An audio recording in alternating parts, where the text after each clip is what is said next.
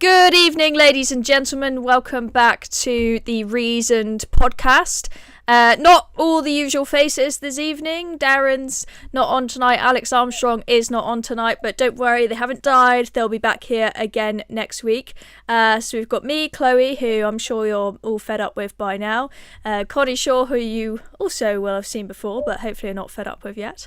And then we've got a new face, Kane Blackwell. Kane is another political commentator. Some of you may have seen him on GB News a few times. Maybe if you're early enough up early enough in the morning to wake up for breakfast. So welcome, Kane, for the first time. Thanks for coming. So let's get cracking into it. I apologise for being slightly late to our viewers. So let's crack on. Let's have a look at the first topic tonight. So I want us to talk a bit about a few updates on the Thought Police in Keir Starmer's Britain.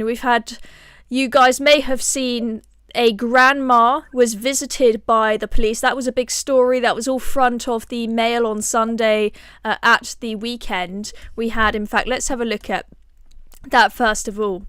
We have fury deepens over sinister Thought Police targeting a grandmother who criticised Labour as voters call for Starmer to go over abuse of power. So what happened here was you had a lady visited by the police after she criticised Labour councillors who were involved in one of these leaked WhatsApp chats. We saw these WhatsApp chats where we had people saying, pensioners should die and whatnot. So she received a visit from the police after a complaint about her posts, and you might think, gosh, she must have used some really horrific language and said some really hateful things about these councillors that she was talking about. There you've got the policeman coming to pay a visit to her, talking to her through her Ring doorbell. She wasn't going to let them in without a fight, it's fair to say. I won't play you the video, but I'm not sure if they've got the posts here. But essentially, she said, this is Helen, the grandmother here who was visited. She basically said, is this councillor going to resign? And also shared a photo of the WhatsApp chats and said, not looking good for this councillor. All seems fairly mild. Now, the police did not come to arrest her and say she committed a crime, but pretty scary to have the police come and knock on the door, and she said that has scared her away from making Facebook posts. It certainly would scare me. So I think that definitely, this story on the weekend ruffled a few feathers. And then we've had an update on Alison Pearson. Some of you may remember she received a knock on the door from the police on Remembrance Sunday of all days, and she found out that she was being investigated for some tweets that she had made. They wouldn't tell her exactly which tweets it was, but they said it was from roughly a year before, and most people assumed it was probably one of her tweets about the Israel-Hamas war. And this went on. There were apparently 3 different police forces involved in looking at her tweets, and this is a proper journalist, not just some idiot who posts bonkers stuff online. And she's decided that even though she's found out that no further action was going to be taken eventually, that someone needs to stand up against the Thought Police. So we've got this article out in the Telegraph yesterday saying why I've decided to take legal action against the Thought Police. So she says, since I was confronted over a tweet, thousands of non-crime hate incidents have been recorded. Someone has to fight this nonsense. And I think Alison is in a unique position because she is somebody who is a well-known journalist who, I would say, probably had her case dropped because the media caused such a storm about it.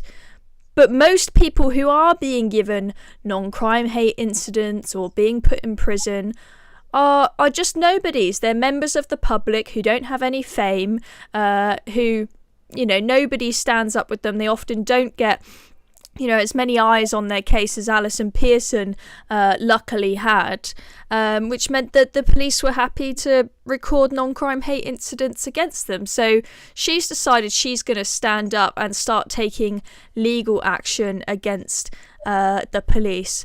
So we won't look at all of this, but let's just she mentions Helen, that grandmother, but let's just have a look at this. What do we have to do to make police obey the law, the rulings of the highest courts in the land? It's extraordinary that such a question needs to be asked, but ask it we must. In the past few days, I've been astonished to hear that senior members of the College of Policing have suggested a response to public confusion over non-crime hate incidents, partly triggered by my own case, is to, wait for it, change the name of non-crime hate incidents. Yes, you read that right, folks. A sinister sanction of free speech that has widely been described as Orwellian will disappear momentarily and come back exactly the same, but called something else. Orwell squared. I have a suggestion. Why not call them less obvious oppressive nonsense? If only they would do that. So anyway, she seems to be standing up to the police and says she's going to take legal action. And then another thing that's been quite scary, speaking of the Fort Police, is that Apple has been forced to pull the features on iPhones that allow you to essentially have your data safe and to have it encrypted. They've had to change their advanced data protection system, essentially because of demands from the UK government saying that they must be able to access all of our data at all times. So, any text message you've ever sent, any photograph you've ever you've ever taken, essentially anything that's stored on iCloud will be able to be accessed by the UK government now that they've forced Apple to do this. So let's talk about that. Kane seems to have disappeared. He's coming back. We'll get his thoughts now. There he is. Perfect timing. Perfect timing. Did you catch the end of that talking about Apple, Kane? Yes, I did. Yeah, so let's start with you, Kane. I know we've covered quite a few things here, but what are your thoughts generally on the presence of the Fort Police in Britain? Do you think I'm exaggerating and Alison Pearson's exaggerating about how bad it's got, or do you think we are getting into quite dangerous territory at the moment? No, I think we are in dangerous territory, and I know Alison personally, and I always call her my Auntie Alison because I've known her from when I used to work at GB as a producer, and we got very close and became very good friends. She's campaigned for me, she's fundraised for me while I was a candidate, and she's just an absolutely outstanding person in general, but she's a fantastic journalist as well, and we're so lucky to have her in this country. I just find it absolutely outrageous what is going on in this country at the moment. You just have this it's just been happening, so mission creep over years and years and years, and people have raised it, it's been spoken about, but no one's been taken seriously until these sorts of situations have arisen. And I think it's really, really dangerous, and I do think we really something needs to change. And I think it's both traditional parties, both the Conservative and the Labour Party, have been, quite happy to sort of let it go by and sort of let it go on. I've stood as a Conservative candidate. I'm not going to say that we've got no dirty laundry here. We really do. I think we all need to grow up and actually say, look, what's happened, but we need to change and we need to do things differently in this country, because I just find it astonishing how in this day and age how we all say, or politicians I should say, we love free speech, and free speech is the bedrock of our society and of our democracy, while at the same time passing legislation that means that the government can start to creep into this bits and pieces and do that and do this.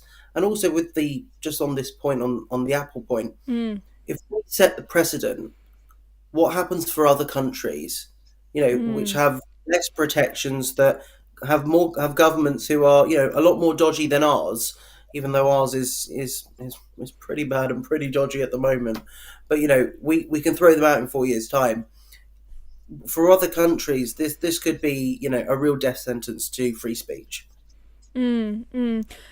Great, fantastic. Well, it's interesting. You know Alison personally, so and you know that she is a proper good journalist. A lot of the people who were imprisoned or arrested for tweets and Facebook posts were people who are not journalists and maybe don't speak in the most polished managerial way, and so did use language that seemed quite shouty and quite abrasive. I don't agree with them being arrested and put in prison for it, but then when you see people like Alison Pearson who do write properly, and this grandma who didn't really use any horrendous language or anything having a knock on the door from the police, I think it's quite scary. Now, Connie, a lot of people have been blaming Keir Starmer for what is going on with the Fort Police, but then on the contrary you have people saying, well, if the police decide to dedicate their time to policing Facebook posts rather than the streets, and if judges decide to rule in certain ways on cases and give certain particularly harsh cases to people who have written Facebook posts, then that's a problem with the judges and with the police. Do you think that what's going on is Keir Starmer's fault? Do you think that he has, at the very least, failed to send a strong message to the police force and the courts that what they are doing is wrong, or do you think that's not his place to do that? I mean, he absolutely has failed to send a strong message. I think in some ways, it is slightly unfair to blame it all on him, because ultimately it's not him who's controlling the police or what judges decide. But at the end of the day, his premiership started just before the Southport riots, when we saw the majority of people who've been locked up for speech crimes be locked up for speech crimes. It was all around that. So it's very much associated with his government, whether or not he's actually responsible for it. But I think in terms of, Alison's case, I think it's great that she's using the fact that people know who she is, and she's standing up for, like you were saying, all those people who don't have a platform. And I'm sure that the police are absolutely mortified that this is going on. I went to a panel on the topic of hate speech at the House of Lords a few weeks ago, and there was a man there who used to work in the police, and they were explaining how it's not necessarily that the law is, obviously the whole thing about non-crime hate incidents is ridiculous, but the way that the police are trained, it's like an institutional thing. The way that the police are trained is changed. So even if the law remains the same, the way that the police operate, it needs to be completely changed from within the way that they're trained. So it's not almost something. The thing is that Keir Starmer, if he wanted to, could enact some legislation straight away to try and clear this up. That's what happens when you're in government and you have a huge majority. If you wanted to, you could just propose some legislation, and I'm sure it'd be passed very easily, because we know that the opposition, including Reform, are all completely more horrified with what's going on. So it does feel like he's not doing anything to help, and the fact that he says things like everyone who wants a national inquiry is far right. As soon as the Southport riots were going on, he just labels everyone as far right, which obviously is seen as basically a slur now. It's meant to be used to shut people up. He doesn't think that people should be saying certain things. And so, I don't think he's done anything to help. But at the same time, it's not necessarily because of his government that this is happening. But if he wanted to, he could change things. I was actually speaking to someone the other day who works in the police, and they were telling me that it is so political. He didn't expand further than that. But when I spoke to him about what's going to happen after this horrific case with this grandma getting the knock on the door, and he just said, yeah, it's really awful. It's so political in the police. That's interesting. I think, one thing also that I picked up on from, I have a friend who worked in the Met Police for 10 years, and he worked in the public sector for the police. He worked at the police for 10 years, but then he also spent time working as a barrister, working as a journalist, and working in the private sector. And he said to me that the difference in work ethic between the private sector and the police force was just shocking, and that he thought that his colleagues in the police were always looking for an easy shift, and they always wanted to make sure that they would clock off on time, for example. So if they saw a crime kicking off but it's 5 minutes before the end of their shift, they just wouldn't bother. They'd just say, no, I want to make sure that I clock off on time.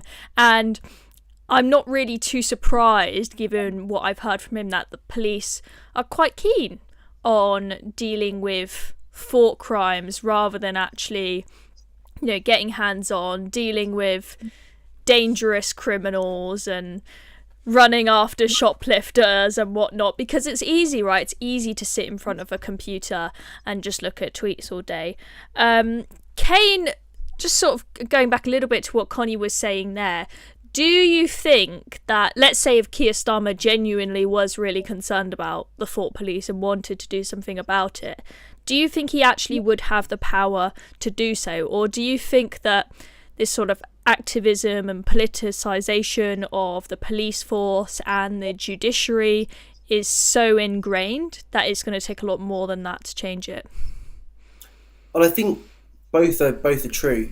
I think Connie's right that if he wants to, he could ban non-hate crime incidents. We could pass a law to do that. That could happen. Of course it could. He's got a big enough majority to do so. He obviously won't, because he doesn't believe, because he likes them, he believes in them.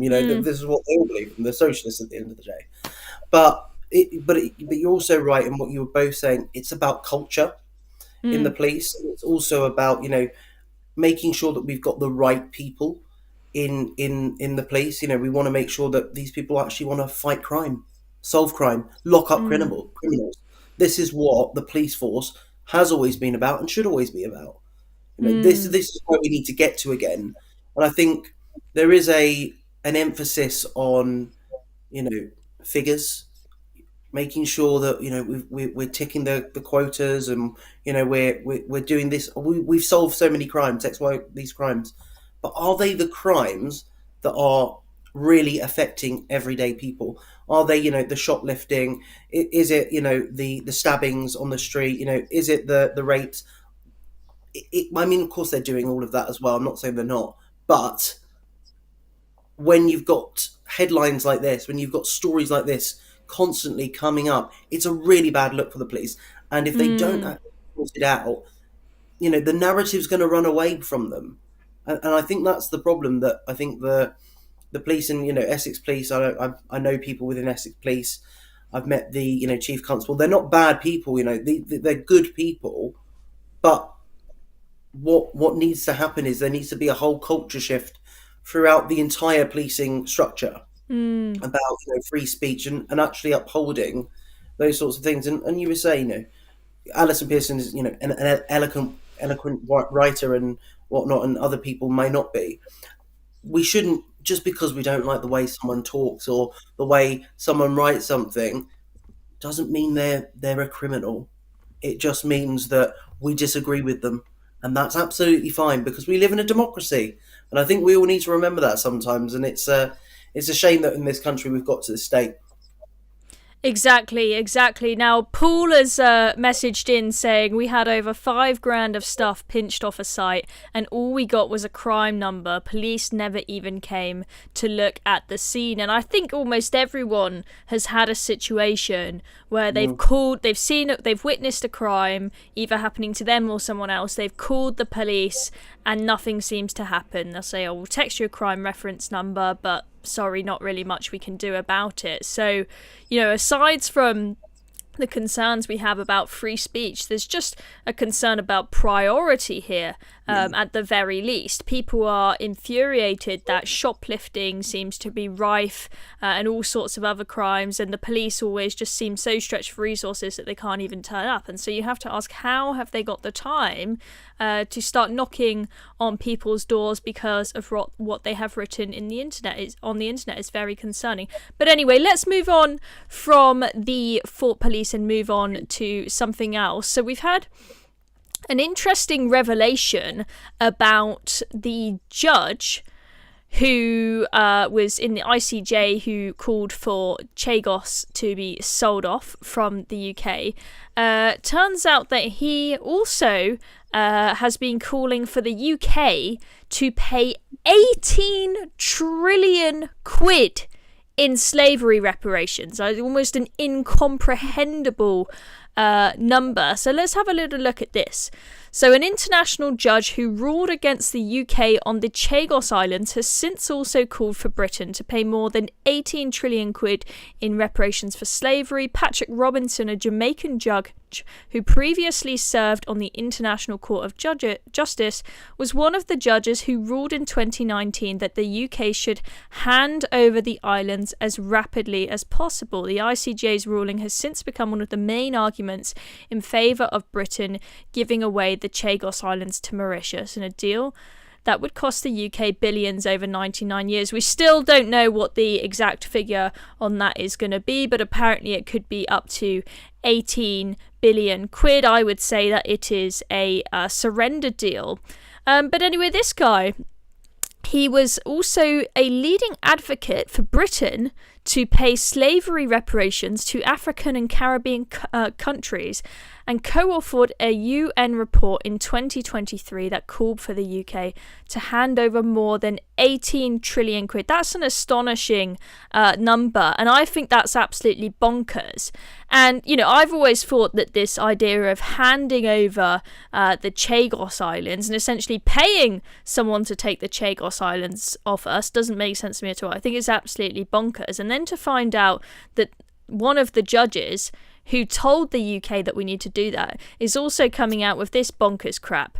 I mean, it's just absolutely shocking. And to think that at a time when we've got hard-working Brits struggling to pay their bills, we've got pensioners freezing because apparently we don't have the cash to pay their winter fuel allowance, to be handing over a load of money to the Chagos to Mauritius, to take the Chagos Islands off our hands, seems absolutely bonkers, just because some international court of justice with these clearly activist lawyers on it has said that we have to do so.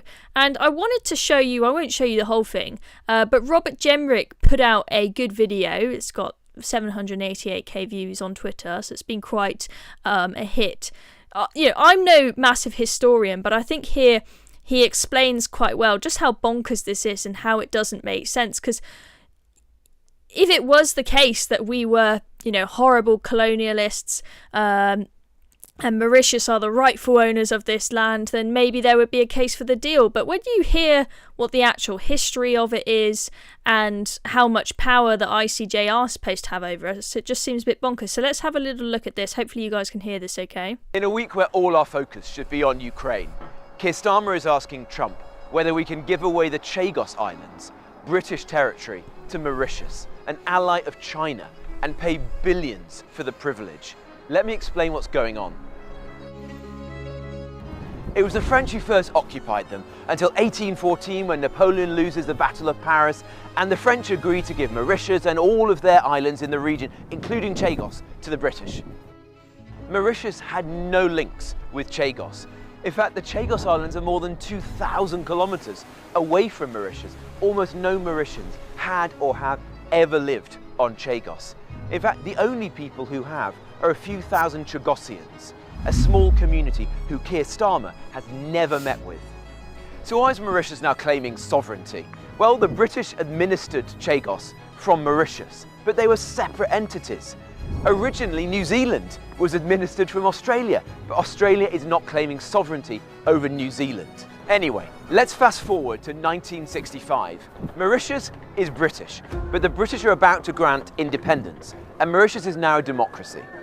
Such was the lack of connection between Chagos and Mauritius, the Mauritian government agreed to sever all ties for just £3 million, 50 million quid in today's money.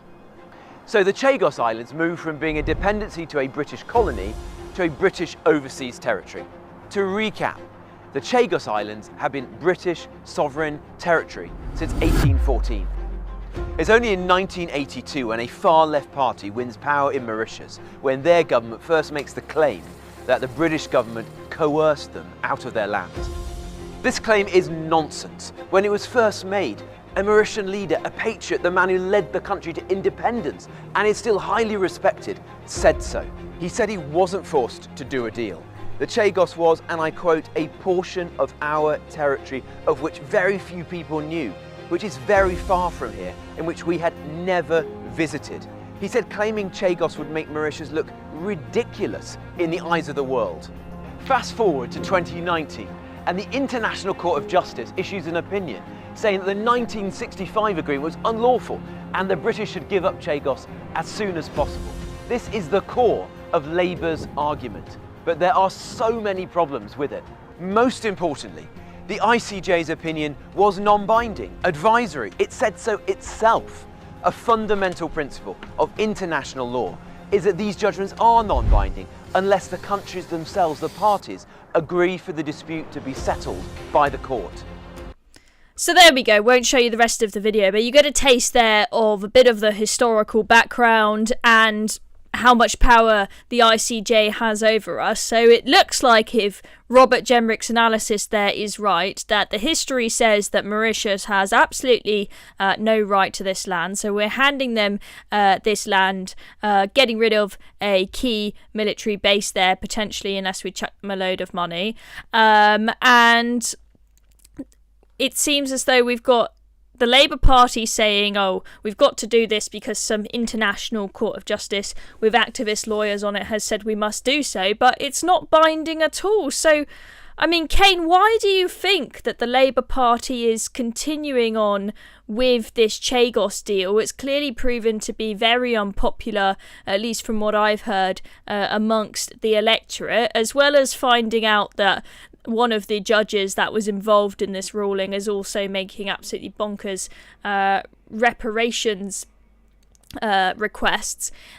We also found out that the Prime Minister of Mauritius that was involved with signing off the deal with the UK before he lost his election, that he's all in trouble for alleged corruption, potentially stealing of funds. He was taken into court. It's all looking very messy. Do you think that the government will continue and go ahead with the Chagos deal, or do you think after all this backlash that they'll make a U-turn?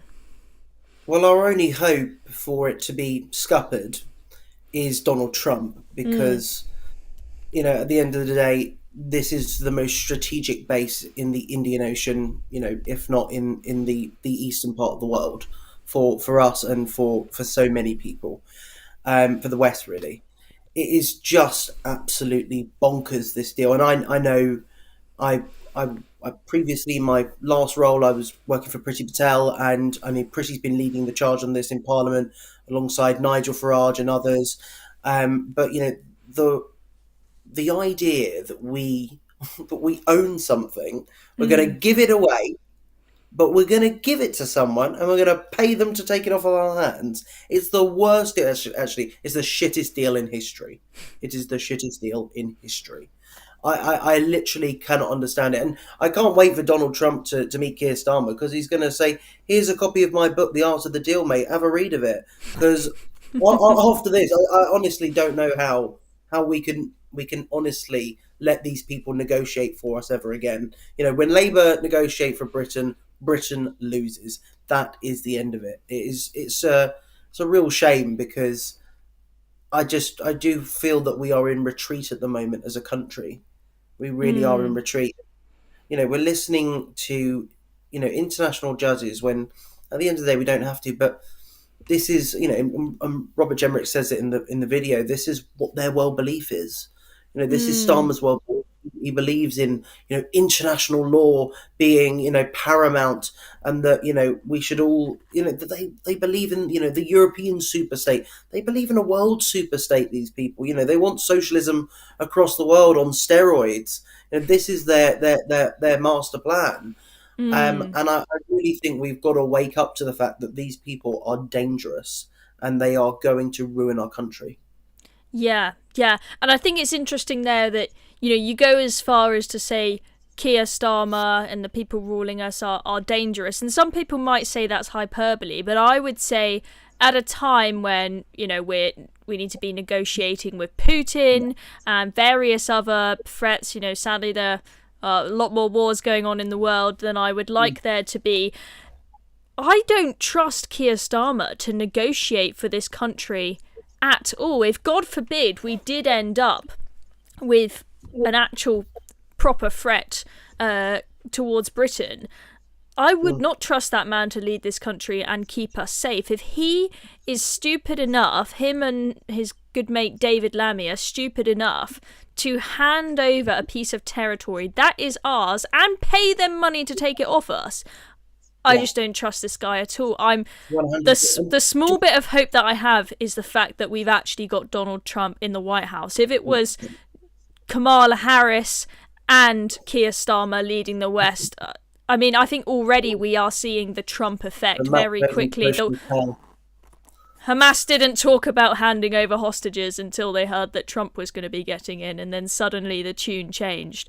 And I spent a bit of time out in the Middle East last year, and I think people don't realise how much of an impact weak leaders in the West is having on other areas of the world, because you speak to people in that area who are more close to it, and they say, yeah, of course Hamas did what they did on October 7th because Biden was in power.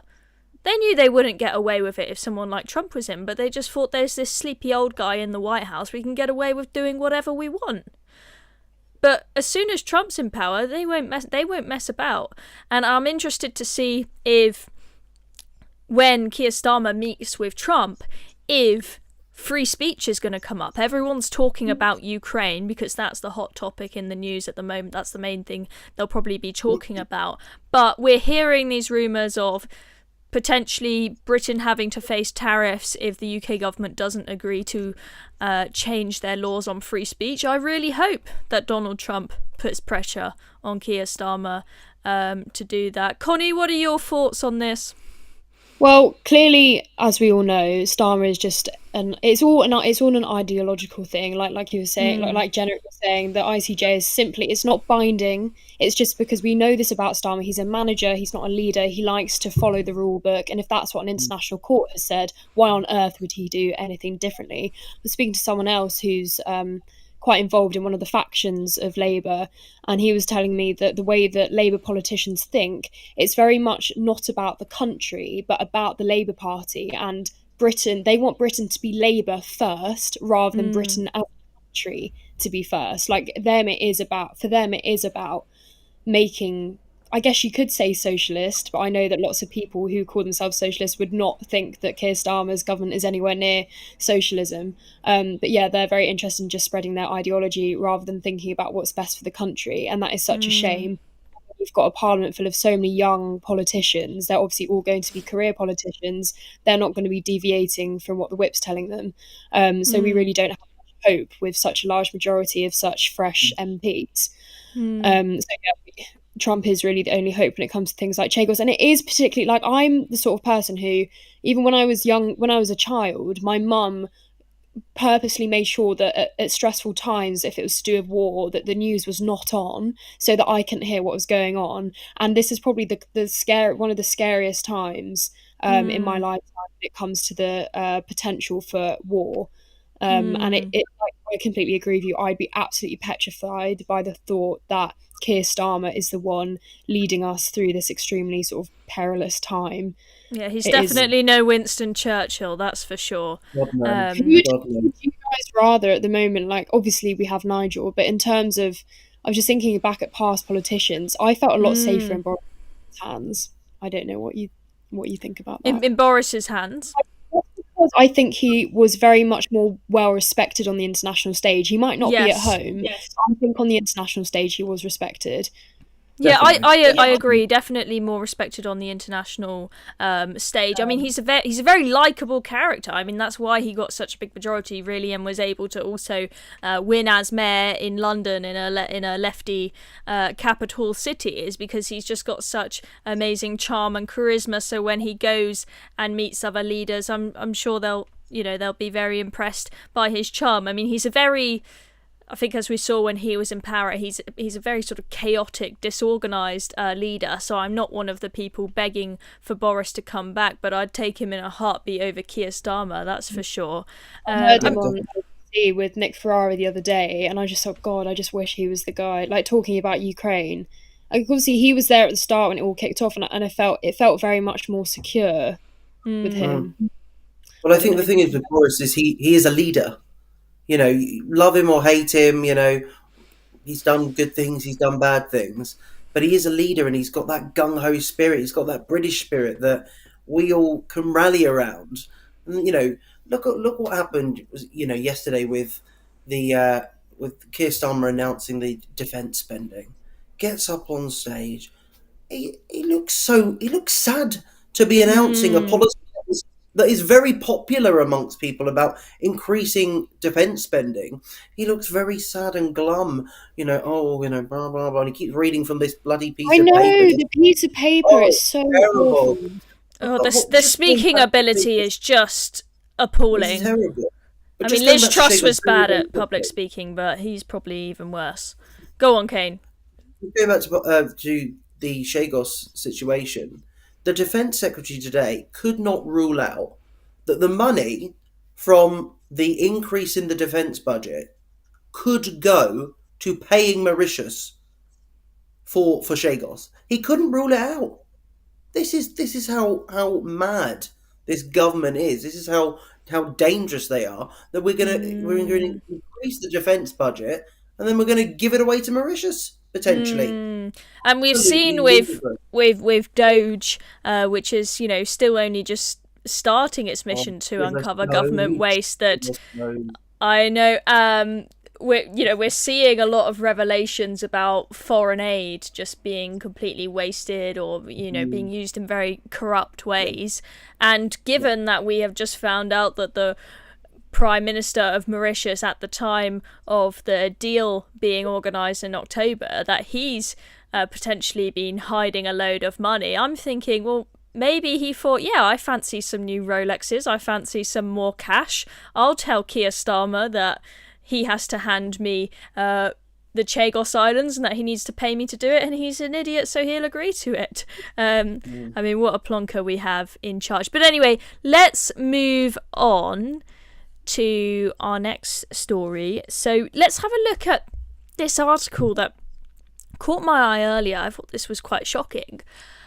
We've had Wes Streeting say he's been talking at the launch of the British Muslim Network, and he is saying that Labour has let down Muslim communities. I was quite shocked as someone who feels personally like the Labour Party has been definitely pandering a lot more to the Muslim community than the Jewish community. That's absolutely for sure. We're hearing about all these Islamophobia laws potentially being brought into place, which I find quite scary. Let's have a look at this. So he says the Labour Party hasn't always got it right when trying to engage with Muslim communities in recent years, and he's pledging to end more than a decade of failures by successive governments. Former Tory Minister Baroness Wazi suggested a policy of disengagement pursued by ministers since the late 2000s may finally be coming to an end after the launch of the British Muslim Network this week. Brendan Cox, charity chief who has helped to bring the body together, said the attendance of Streeting, yada yada, marked a really significant turning point. So now this story comes after we had, I haven't got the clip on me, but we had a report done that a guy was talking about on GB News, showing that 80 out of 89 of the parliamentary seats in this country where the Muslim population is at least double that of the national average. 80 out of 89 of those seats are held by Labour, and when you find in a certain constituency that the Muslim population takes up more than roughly 10% of the population, they start to be able to have a really, really significant impact on electoral outcomes. And we've had the Labour Party refuse to have a have an inquiry into the grooming gangs.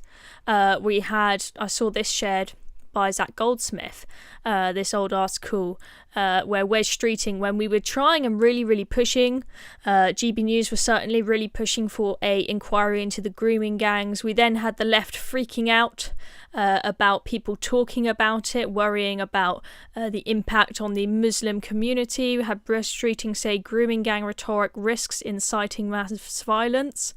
We've got Islamophobia definitions. He says here, Wes Streeting has form on this. He was the MP who invited extreme Islamists to craft the now notorious Islamophobia definition. This definition is designed to make scrutiny impossible and was rejected by responsible moderate Muslims and non-Muslims alike. It is an abomination. Didn't really see much outcry from Keir Starmer when we had someone arrested for burning a Quran in Manchester. And I personally do think that when it comes to the grooming gangs inquiry being rejected, that did have something to do with the Labour Party not wanting to upset the Muslim voters. I mean, Connie, what are your views on this? Do you think that the Labour Party is pandering too much to the Muslim community, or do you think that Wes Streeting's comments were fair? I mean, I'm actually surprised by the headline of this article that the Times have said Labour has let down Muslim communities amidst Streeting, as though the Times agrees. I don't know. I think there's a weird choice of wording. Yeah, I see what you mean. He wouldn't have said maybe he said, I admit the Labour Party have let Muslim communities down. Maybe he said that, but I think that's quite a strange headline from the Times. I mean, I completely agree with you. I think that if any, I mean, that's just it's almost unbelievable that he's saying that. How many things do we want to reel off about the way that the Muslim population has been pandered to, and Islam in particular as an ideology has had the knee bent towards it. It's very concerning. And I actually watched Liz Truss's interview with Andrew Gold the other day, which was actually very interesting. I think she comes across very well, actually, and really insightful. But the way that politicians, either they are aware of the threats that Islam is posing to this country, or they just, and they're not saying anything, or they do just have their head in the sand. I think that this really needs. We have ignored this issue for a really long time, to the point now where we have British Jewish citizens wanting to leave the country because we basically have a growing population of people. I'm not saying all Muslims, but a growing population of people have very unfavourable views on Jewish people. So I can't imagine what it feels like to be a Jewish person in this country at the moment. But just in terms of general, just being a woman, or if you're gay or anything like that, I mean, the fact that we now have set a precedent that refugees from Gaza can now come to this country. I mean, the idea that the Labour Party is letting Muslim communities down is just laughable. Yeah, I don't know what to say, to be honest. Like, it's just so ridiculous.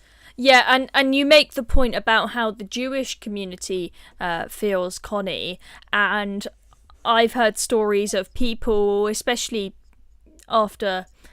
shortly after October 7th, Jewish individuals leaving Britain and deciding to go back to Israel, because although there is the threat of Hamas rockets there, they actually feel safer there than they do on the streets of Britain. We've had these marches every single Saturday, a lot of people chanting horrendous anti-Semitic things. Now, some people will say, depending on ad blocker coming up, some people will say, yep, they absolutely have the right to say those horrible anti-Semitic things. Some people will say that the police should get involved there. But regardless, I think we can all agree that there was definitely a big spike in anti-Semitism after October 7th, when we had those marches starting every single Saturday.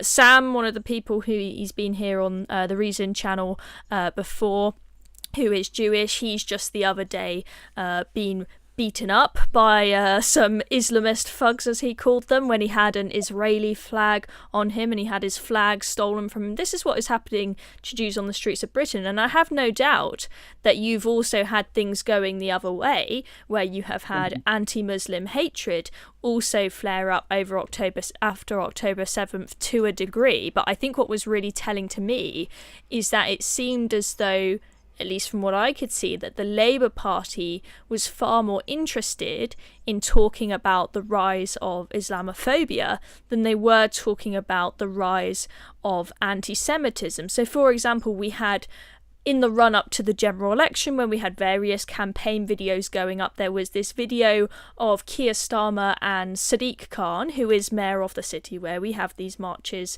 every single Saturday, and plenty of anti-Semitism going on the streets of Britain.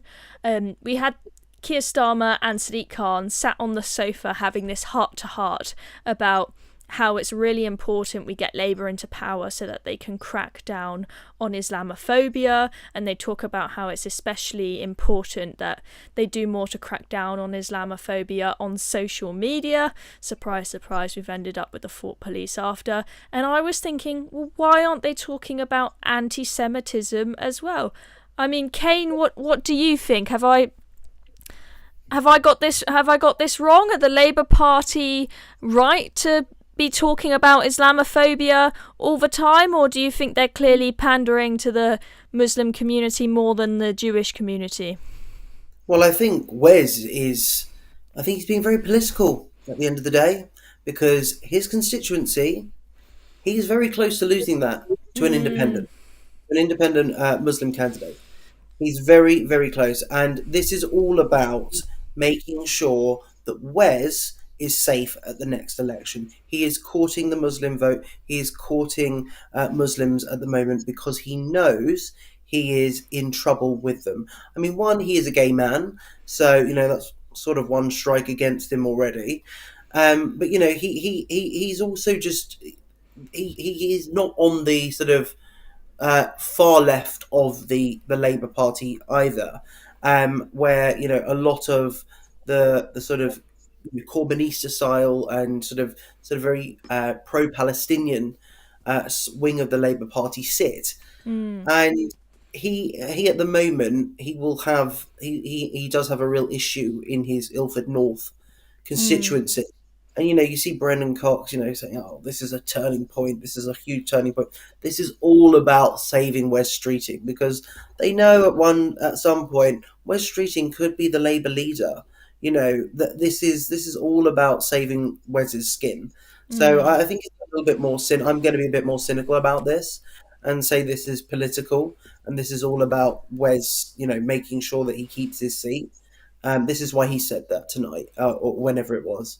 This is why he said that, because it's to ensure that he still keeps in with his Muslim voters and with the left of the party as well. But I think this is just indicative of the Labour Party. This is where they sit. This is where their voters are. They wouldn't be saying, "Oh, we've let down," white working class men from the north or from the south or wherever. Because they're not their voters anymore. They don't care.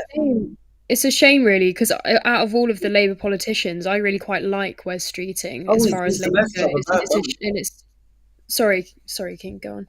No. I was just saying, I agree. He's the best out of a bad bunch. Yeah, so, I mean, that's what I was going to say. I'm quite disappointed in Wes Streeting, because when this Labour government came in, I thought he was the only person in the cabinet that I had a bit of time for. I thought that he was saying the right things on the NHS, that we need to reform it rather than keep chucking money at it. I don't know whether his various reforms, if he does go ahead and pursues them, will be effective, but I like the idea that we should actually try something different, take a risk, try something different with the NHS. So I thought he was saying the right things. Initially, I thought he seemed a bit more moderate compared to the others, but we had this, and then we also had him saying silly things about the Reform Party, making out that the Reform Party are going to make everybody pay for the NHS, as he was freaking out about them climbing up in the polls, trying to make up fake news about the Reform Party. That rather annoyed me. I can't believe that him and Keir Starmer continue to say that line. I know, it's completely baseless. Want you to pay for the NHS? It's completely baseless, and it's a tactic that the Labour Party have used time and time again to scare voters away from their opposition. I remember when knocking on doors, campaigning as a young Tory, when you had George Osborne and David Cameron doing a little bit of private contracting in the NHS, mostly just things like private contracting the cleaners and whatnot to private cleaning services. Nothing big, absolutely nowhere near even considering making people pay for the NHS. They would never do that. Yet I was knocking on doors and people were genuinely terrified. They were like, I want to vote for the Tory candidate in your area because he's amazing, but I am so scared because the Tories are privatising the NHS and they're going to make us all pay for it, because Labour had sold them that lie when it was complete and utter falsehood. I mean, I do hope, as much as I sort of want Labour to fail so that they'll do bad in the 2029 or whenever it's going to be general election, I would really like to see the NHS getting sorted out, because I don't think we can go another 4 more years with it just getting worse and worse. And the reality is, it's only Labour that can get away with putting in bits of private contracting in the NHS. Whenever the Tories, or if Reform were to get in, were to try and do it, everyone goes, it's those evil capitalists privatising the NHS, they're going to make us all pay for it.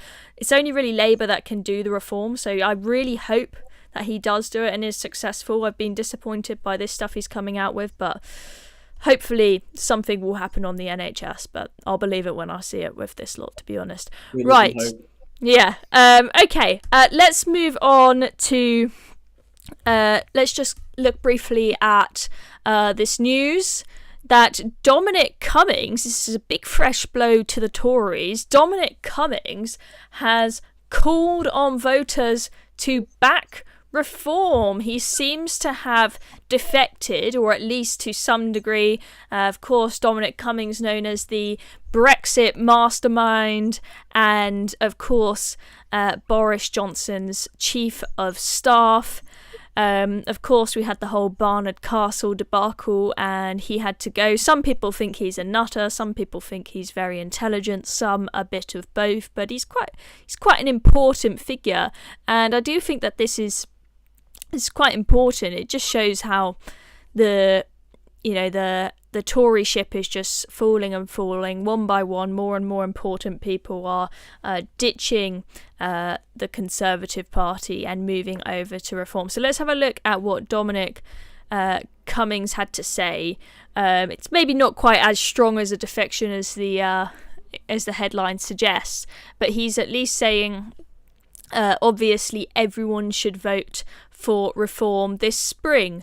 No downsides, just upsides. So seems as though maybe he's not 100% sure about what's going to happen come the 2029 general election, but at least in the short term and with the local elections, Dominic Cummings thinks that people should vote for the Reform Party. And this comes after, Dominic Cummings, he was Boris's right-hand man. We've had various rumours over the past week or two of Boris Johnson potentially wanting to make a comeback to the Tory party. We were just talking earlier in the podcast about how he's an amazing he's got an amazing personality, amazing charisma. He's a great vote winner. But clearly Dominic Cummings is not interested in the way that Boris Johnson is in trying to revive the Tory party. He has jumped ship to the Reform Party. So, Connie, what do you think? Do you think that this is going to have an impact on reform? Dominic Cummings coming out and saying people should vote for the Reform Party, or do you think Dominic Cummings is old news now and not that popular, given he was behind lockdowns to a degree? For Reform as a party, it'll be great. I mean, I know that Farage is very happy about this, obviously, as you would be. But I think for the electorate, I mean, Dominic Cummings, all really people know, I would say the average person know him about is for the scandal in lockdown of him needing to test his eyesight by taking a drive in the car. But I think it's interesting, the wording of it, because I wondered when I read it, is he saying that he actually supports Reform UK, or is it because he wants Labour to be defeated? And therefore by voting for Reform that will most be the most likely to get Labour out of their seats. So I'm not really sure what to take from it. I agree with you. I think the headline is slightly misleading. Kane Paul says he mugged us off over Barnard Castle and knifed Boris in the back, so he has a lot to prove to me. Do you think that Dominic Cummings still has much respect amongst the public? Do you think that his defection will have much of an impact? And if he does say that he wants to be involved in the Reform Party and play an active role in it, do you think that Farage should welcome him? Well, Paul's not wrong. Let's just say that. I mean, there's not a lot of love lost between the Tory party and Dominic Cummings, to be honest, and particularly with Boris and Dominic Cummings, there's, I don't think, any love lost now. It's, I think it's an interesting tweet that he's made. I think it's an interesting situation. Journalists and, Westminster and the lobby are going to go, oh, look at this, it's amazing, blah, blah, blah, blah, blah. It's not going to shift the dial. I don't think anyone's going to go, well, look, now Dominic Cummings has said we should all vote Reform. We're all going to go do it now. A lot of people are anyway. So I don't think Nigel Farage needs Dominic Cummings to help him win people over. He's doing a very good job of it himself. So I think it's just it's an interesting thing. And, at the end of the day, Dominic Cummings can say what he wants and do what he wants, quite frankly. I mean, he always does. And I think a lot of people were very disappointed by Dominic Cummings because I think, we saw him as the architect of Brexit, led the Vote Leave campaign. He's a fantastic mind and he is a very, very clever man. But, when he got into, government, it all just unraveled very, very quickly. And I just don't think he can deal with the way that government works. I mean, I don't think the government should work in the way it does, quite honestly, but sometimes you have to work with it to actually change it to a certain extent. I quite frankly, we need a massive overhaul and a great repeal bill and everything like that, but we'll save that for another day. But it's a really interesting situation at the moment where you've got people in the Tory party defecting to Reform, and I from what I understand, there will be a big name defecting in the next few weeks from what I hear. Okay, there we go. Well, we'll look out for that. Okay, let's just I want to get on to, before we finish, I do want to look at the Hamas BBC documentary saga, but just briefly, whilst we're still on the topic of the Reform Party's prospects, we have got we've got Mike Amesbury, the Labour MP who was jailed. Well, he's been jailed for 10 weeks for punching one of his constituents. Interesting that it's only 10 weeks, but a tweet can get you more like 2 years in prison. But anyway, it looks like we will probably have a by-election in that constituency. There are various details as to the mechanism as to how that happens, but most likely we will have one. And so a lot of people are wondering whether the Reform Party could pick up this seat. They've been seen going around the constituency with a big van with an electronic billboard on it saying Mike needs to resign, sign the petition for Mike to resign so we can have a by-election. So they're clearly eyeing it up. But if we look at the general election result, there you've got the vote share. over 50% of the vote to Labour. Looks like a pretty safe Labour seat there. Reform did come second place, but we're talking 22,000 votes versus 7,000 votes, so quite a gap. And also the people who voted for Mike Amesbury, they might be furious at Mike Amesbury for what he did, punching someone in the constituency, but that doesn't they're not going to blame Keir Starmer for that, I would presume. They may not have lost love for Labour in the process. But that being said, things with the polls for the Reform Party, they have really changed since the general election. Reform has gained a huge amount of popularity, and Labour lost a lot of popularity in the short 7 and a bit months that Keir Starmer has been in office. So things could potentially change. And I saw Alex tweeted this, and I'm not exactly sure his source on this. I did try to look it up, but he did post some polls from the constituency, more recent ones, putting Labour on 36% and the Reform Party on 30%. Now, Alex is saying the Conservatives should stand down in this constituency, else it will be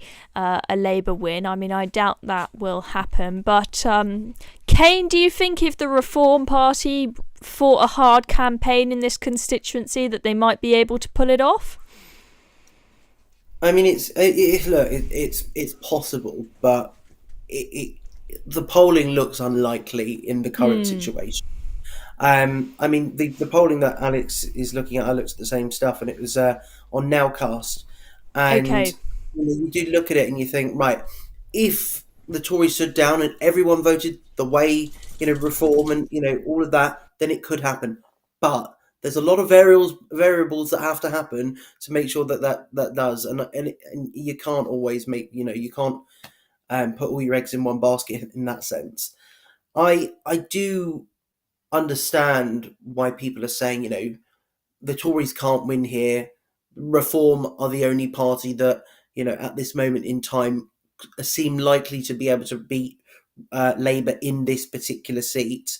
That's why they should stand down. I can understand, but at the end of the day, we're not, I don't think we're in the situation yet where there is an agreement between the parties.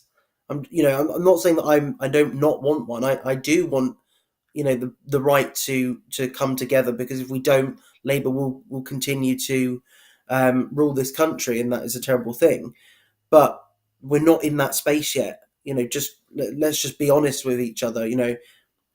The parties are not in that headspace, and the idea that the Tories are going to stand down is just not going to happen. I mean, I even got the email to say from the Conservative Party about we're looking for a candidate to stand in the by-election. So they're already looking for people, and at the end of the day, I do always think, and unless there is a change in there is a pact or a reunification of the right, unless something happens, people should have the opportunity to vote for the Conservative Party or the Reform Party, the Labour Party, the Lib Dems, the Greens, their party. They should be able to vote for them in an election. Someone should always have that opportunity. So it's I've just seen that comment from Victoria. Sorry. I don't know if it's a compliment or not, but I'll take it. Thanks. So yeah, it's an interesting situation, but I just suspect that it will. And to be honest, it's not going to make a difference if Labour win or Reform win, because it's not going to take the majority down of the Labour Party. It's not going to make any material difference in the numbers in Parliament to actually make any real difference there. But it'll be symbolic. Oh, can't hear you, Chloe. There we go. Connie, do you think Labour will manage to hang on to this seat? Well, it's interesting because obviously this constituency is in the northwest and relatively near to Southport, and I don't know whether that will have any impact. I don't know how much people living in, what was the name of the constituency? Runcorn and Helsby, how connected they felt to what happened in Southport. But I feel like that region of the country must have some sort of resentment towards Labour at the moment. But again, I don't know what it's like, what that feeling is. I don't want to generalise and just say because it's in the northwest, but it is quite near to Southport, so I feel like that might be another factor. And also just the idea that your MP has been locked up for punching a constituent. I mean, I think maybe that is enough for people to perhaps blame Keir Starmer, because maybe I've missed it, but I don't particularly remember him coming out and being overly condemning of what happened. Yeah, but the thing is, you have to be careful if there's an ongoing police investigation. You have to be very careful about what you can say, so that will have limited what he could say. It will be interesting to see if he does say anything. Yeah. I think it's interesting what you were saying, just very briefly, but about a Labour MP punching their constituent. I mean, the problem is with the Labour Party at the moment is it's just scandal after scandal. One's being investigated for potential corruption. Another one's lied on her CV. The other one's lied about being a solicitor. Another one's lied about how long she was a carer. It just keeps going on and on and on. At the end of the day, there is this sort of like sleaze that it's just so ironic, because they were the ones that were going to get rid of sleaze, weren't they? They were going to clean up Westminster. God almighty, they're as mucky Party as of change. Absolutely. This is the thing, is if you look at one isolated scandal, you think, hey, this won't make much of a difference, but it's all really just compounding. I mean, before they even got into power, they were having so much trouble with this Angela Rayner council house sale story. They kept trying to get it to go away, but their spin doctors couldn't quite manage it, and it just kept on cropping up and developing. And then they got into power, and we had the Lord Ali scandal happening right at the time of their conference as well, which did not really make for the best mood at conference, as well as dismay there about the winter fuel payment being taken away. And they thought it had gone away, but then we had more revelations about more Lord Ali money and more corruption, and then all the CV thing and everything. It just does not seem to stop for them. And anyone who thinks that this is a party that isn't sleazy and is honest and has integrity, I mean, they're living on another planet if they still think that. Anyway, let's move on to, I know you wanted to look at this, Kane, the BBC documentary that has been taken down after there have been concerns that they may have paid people in Hamas for the documentary, and apparently they removed references to Jews and jihad in the documentary. I haven't watched the documentary. I mean, it's now been taken down, so presumably I can't watch it.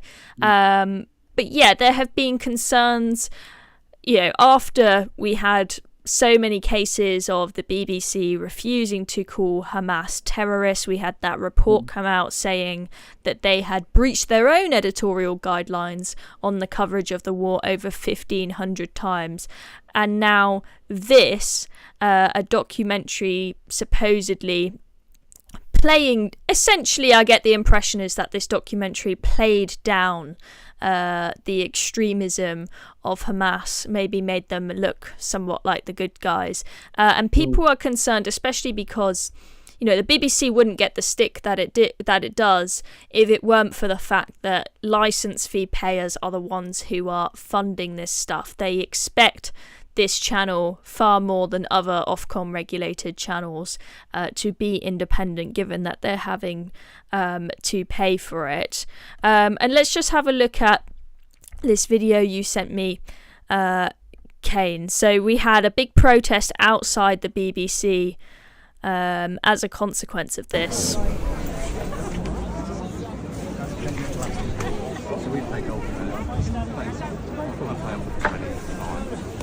I was a member of Lars for 6 months. So there we go. Huge group of people outside the BBC. Looks like they're protesting very peacefully there. I'm glad to see lots of people with their Israeli flags out, upset about clearly this and just the coverage of the war in general. Kane, what did you want to say about this? Yeah, well, I mean, it's same old BBC. Quite honestly, why should we be shocked? Quite honestly, and it's just another nail in their coffin. And quite honestly, I am pleased it's another nail in their coffin, because we shouldn't have a state national broadcaster in this country. We shouldn't be paying the license fee. It is absolutely outrageous that we have it still in this country, and that we even lock people up potentially for it. It's outrageous. But this particularly is just, it's sickening, isn't it? It's actually sickening that they would allow this to happen. That they're quite happy for it to take place, and they're covering up, the language of these terrorists, of these people who are, supporters of Hamas. And then, I just sort of want to sort of flip it on the other side. Could you imagine if GB News, for example, they never would do this, but imagine if they interviewed, did a documentary with, far right, fascists and their children, and went round to estates or something like that, and interviewed these skinhead fascists and stuff, and covered up the language and did this and did that. Could you imagine the outrage? Could you imagine the situation? You'd have Keir Starmer on telly, you'd have the whole cabinet, out on the media giving comment.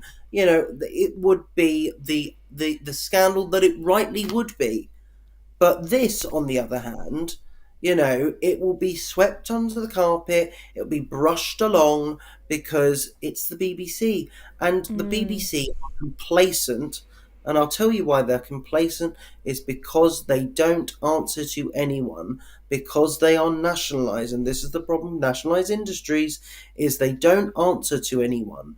They only answer to themselves.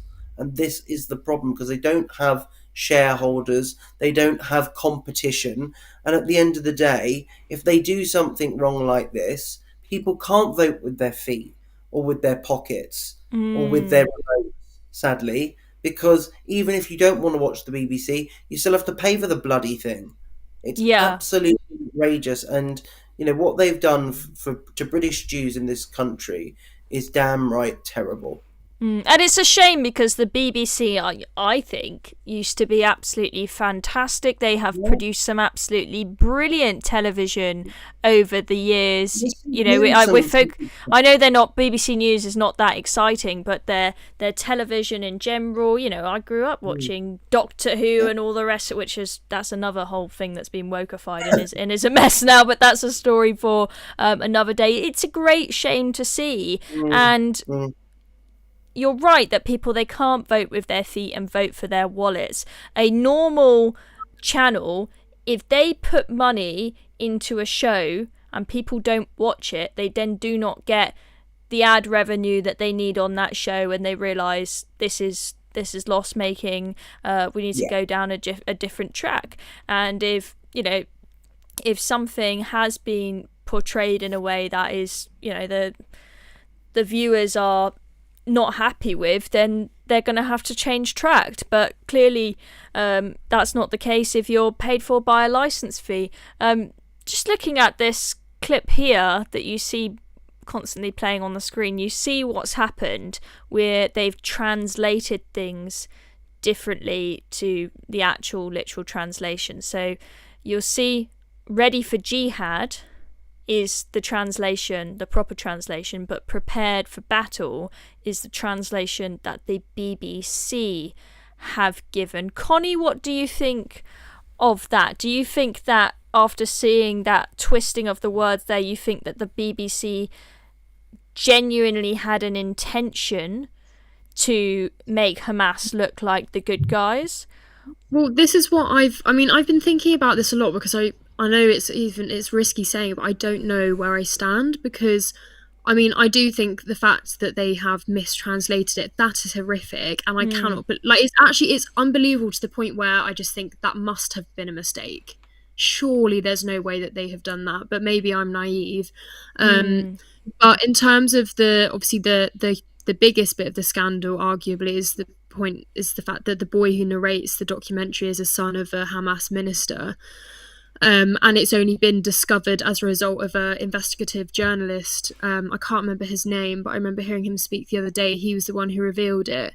So is he the narrator, actually, as opposed to just someone who's interviewed? Yes. Yeah. Okay. Because I was a bit confused, given I'm not able to see it. Now it's taken down. Yeah, so I've seen, they follow him throughout. And he's the narrator. Okay. Because I thought maybe this story had been a bit blown out of proportion if they'd merely interviewed someone. I haven't watched it either, but that's what I've heard or seen, that he narrates the whole thing. Okay. I wonder what the reaction would have been if the BBC did exactly the same, had the same documentary, but said at the start, this is the son of a Hamas minister, and you're seeing it from his perspective. And this is what Gazans are saying. They're referencing jihad, and they're not saying Israeli, they're saying Jews and Jewish people. I don't know whether the reaction would have been the same, because I do think it's important that we see a documentary from within Gaza. Like there have been other documentaries as well. We see footage all the time come out of Gaza. That to me isn't the issue, the fact that it's a documentary in Gaza. I just think, I wonder what the reaction would have been if it was exactly the same, it wasn't mistranslated, and the BBC said that the boy was the son of a Hamas leader, so that then at least the viewer could watch from the perspective of, oh, these are the words of someone who's clearly indoctrinated into Hamas. And it does seem that, the mistranslation thing, maybe it's to hide the fact that there is so much support in Gaza for Hamas. I saw a vlogger who went to the West Bank recently, and he was interviewing Palestinians. I don't know if you saw that. Yes, I saw did. it on TikTok. And everyone he asked for, they basically said, no, that's not, Hamas are good. And even one woman suggested that Hamas holds elections. He's like, there hasn't been an election in Gaza for many, many years now, and she was sort of denying it. It's not, I don't have an issue with it as a thing, as it being a documentary for Gaza, but they should have been transparent about who it was, and it just does look like a complete cover-up. What were they thinking? Did they think that people watching it there wouldn't be anyone watching it who couldn't tell that the translation was wrong? I think this is the interesting thing, and you're right, because if they had done what you're saying they should have done, that would be called journalism. That's being fair, that's being impartial, that's showing a perspective, but actually giving the context of, this is this person, this is what they say, this is what they believe in, you make your mind up to how you view them. That's called journalism. What we've seen from the BBC is propaganda. And it's just, Ugly Boy has just said it exactly. They're playing the propaganda game completely. It is propaganda. And I also agree with you. You don't want to believe that it's true. You don't want to believe that the BBC is capable of doing this. But actually, they are. They are capable of doing this. And we've got to stop believing that the BBC are impartial and that they are, they are fair and unbiased, because they're not. They are not anymore. They are not the thing that they once said they were, and this great beacon of Britishness. They're not that. They are not that anymore, and it's a shame. I think that I know this sounds a bit like giving them benefit of the doubt, but I think it does partly explain what's gone on. I think I remember going to a talk with a BBC journalist, and there were questions being asked about the bias, and he seemed really, really strong in the belief that everyone that works at the BBC takes their responsibility to be unbiased very, very seriously. They see it part of their mission. I think that a lot of the time the BBC do think that they are being unbiased, but their idea of centre ground and unbiased is so skewed because they just live in a bubble. They live in the bubble of everyone that works at the BBC. They live in a bubble of people that only live and work in London. I don't think that they are in touch with reality. I'm sure there will be other staff there who do have a specific agenda, but I think a lot of them just don't really realise, if it's the case that all of your mates go on pro-Palestine marches every Saturday and everyone around you is saying that Hamas are freedom fighters, there are a heck of a lot of people that think that. I think that's a bonkers opinion, but there are. was a student not that long ago, I still see the social media of my friends who are still very much in the student protesting era, and so many of them, they do think that Hamas are freedom fighters, and that they were just doing what they need to do to claim the land that's rightfully theirs. And a lot of people who live in this bubble, they think it's normal to celebrate Hamas. They don't see them as a terrorist organisation. The BBC think they're being impartial because they get hate from both sides. So as long as they're being criticised by both sides, they assume they're being impartial. But the thing is, that's judging your impartiality only after you've released something. So it doesn't really work like that. So obviously now they've taken it out, we're not being impartial here because we've got loads of hate from one side. So that's not really... I mean, I heard someone else say that... someone in the know suggesting that that's how the BBC basically measures whether they're being impartial, as long as they're getting equal criticism from both sides, so that they're only acting reactively rather than proactively when it comes to these things. And now they've gone a bit too far and had to backtrack. And that's always the argument of people who support the BBC as well.